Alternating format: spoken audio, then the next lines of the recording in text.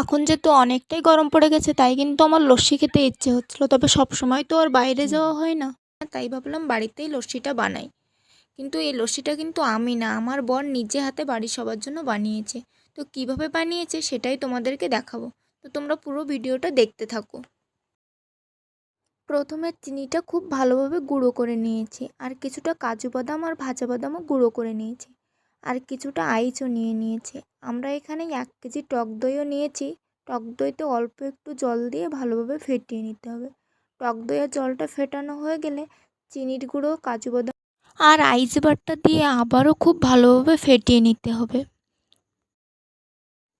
এবার এটাকে গ্লাসে ঢেলে নিয়ে কাজু বাদাম গুঁড়ো, ভাজা বাদাম গুঁড়ো, উপর থেকে কিছুটা কাজু বাদাম, কিছুটা কিশমিশ দিয়ে কিছুক্ষণের জন্য ফ্রিজে রেখে দিতে হবে। এবার 1 থেকে 1.5 ঘন্টা পরে ফ্রিজ থেকে বের করে নিলেই পুরো খাওয়ার জন্য রেডি।